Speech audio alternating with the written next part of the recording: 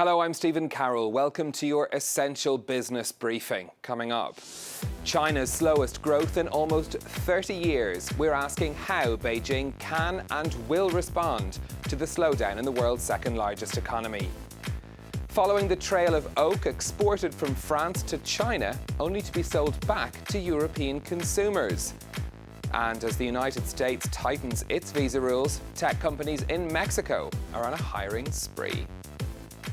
Well, let's start with those big numbers from China. Growth in the country hit its lowest level since records began in 1992. On an annualised basis, the world's second largest economy grew by 6.2% in the last 3 months.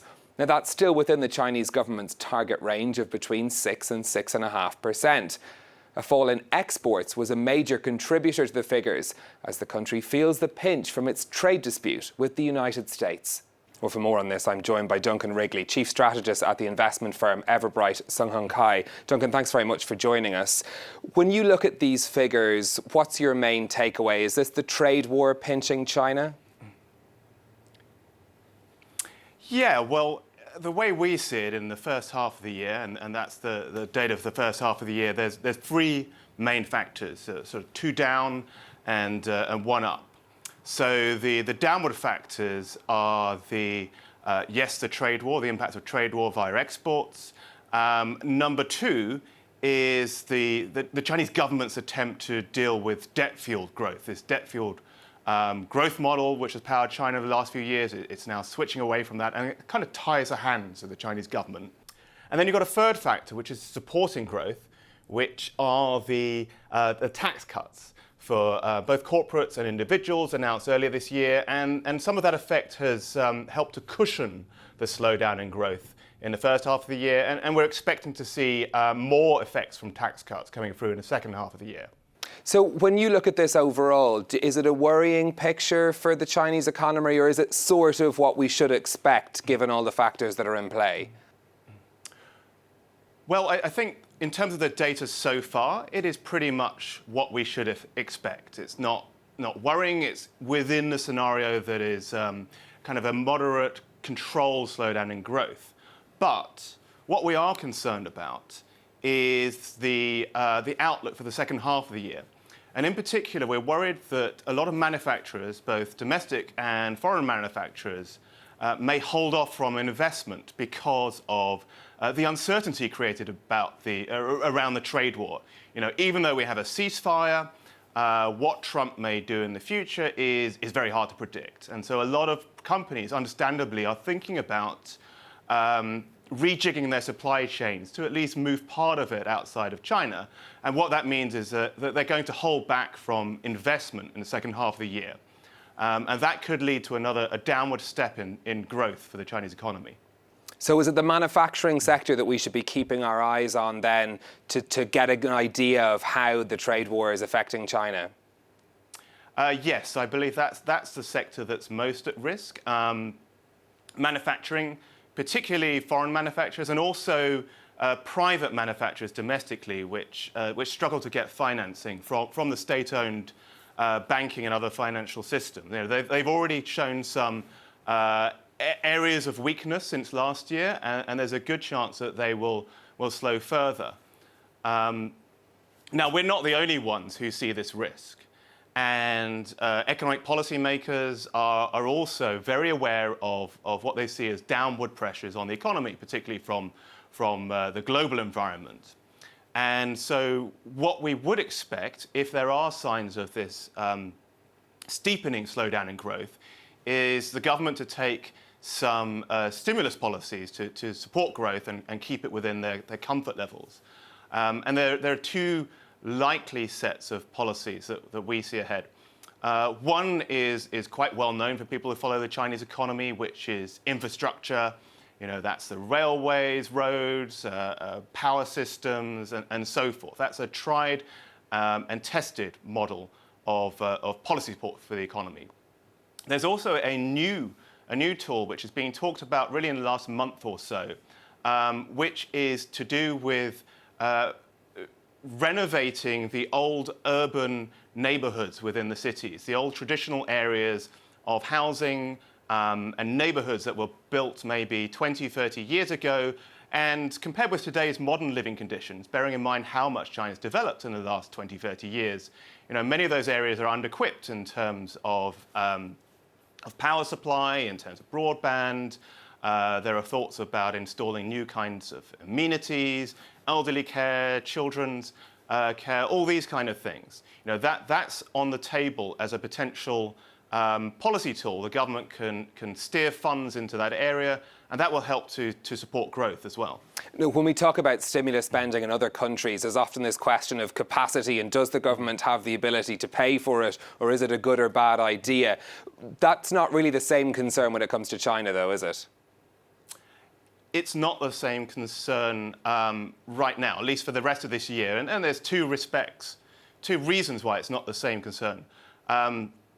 First of all, the Chinese government proper, government balance sheet is running a relatively low deficit. It's well below the 3% of GDP level that the Chinese government, the Ministry of Finance, has set as a red line.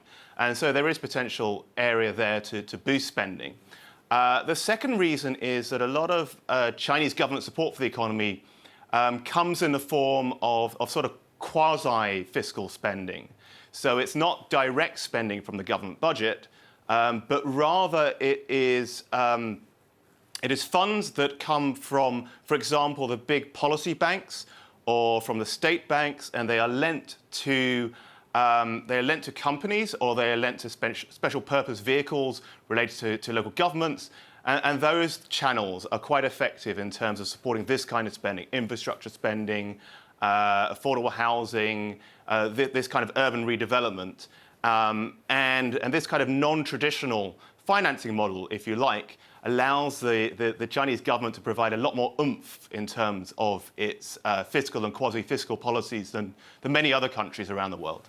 Duncan Wrigley from the investment firm Everbright Sun Hung Kai, thank you very much for speaking to us. We're moving on to a product which is in demand in China, and that's French oak. A ban on commercial tree felling in the country last year pushed up demand and prices for timber imports. That might sound like good news for the French industry, but it's meant less business for sawmills here. Luke Schrago explains. French oak has become an increasingly desirable resource. In fact, prices have swelled 35% in 5 years. However, not all timber is equal, and different parts of the same tree fetch different prices, with the premium decreasing the further up the trunk you go. So where to sell it to keep up returns? The answer? Abroad. I'll be exporting this lumber to China, since it has inferior secondary characteristics. I could sell some of it on the French market, but at a lower price than my outgoing costs. And some of it, I couldn't sell at all. That means all of this will soon be headed for Asia, where lumber yards can't get enough of it. French wood alone makes up half of all China's lumber imports. We have oak in China, but there's not much left because of excessive deforestation. That's why the Chinese government banned cutting down oak trees. All logging is banned. However, nearly a third of this wood will soon be headed right back to France. Cheaper Chinese labor costs mean they can work the raw material, processing it into items like parquet flooring, and export it back to Europe for 20% less than if produced there. And that's left French manufacturers without enough for their own mills. It's a real shame because we have such a labour capacity here. But because of the lack of lumber, we can't respond to customer orders. There is wood in France and the forest is rich in oak, but it's attracted a lot of greed from abroad. The result? Industry experts say 26,000 jobs could be under threat. We're seeing jobs disappear, we're seeing the riches disappear that we could use in this country rather than be taken abroad to make things with cheap labour. Like many industries, globalization has shaken the timber trade to its core. And to avoid losing out, French logging firms may have to start looking to diversify away from the oak that's brought them so far. Mexico is developing a hub for technology companies that it hopes one day could rival Silicon Valley. As the United States tightens its visa rules, Guadalajara is attracting more highly skilled workers from abroad as the tech firms there go on a hiring spree. Lauren Berstecker has the story. A game of cricket under the Mexican sun. These Indian workers all recently arrived in Guadalajara, a city that's become one of the fastest growing tech hubs on the continent, thanks to its relatively cheap cost of living, flexible visa policy, and proximity to the United States.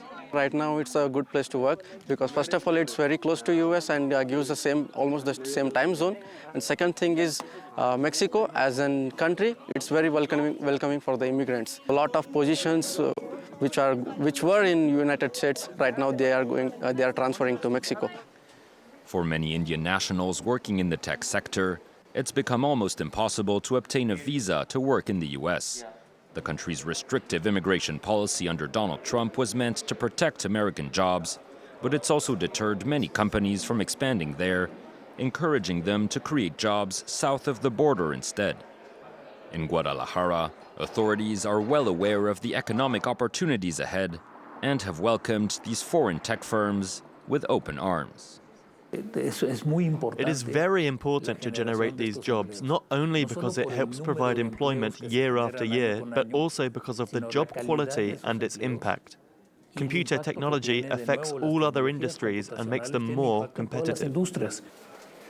There are currently around 5,000 Indian immigrants living in Mexico, including 2,000 in Guadalajara, a number that's likely to keep growing as the city strives to become Latin America's new Silicon Valley.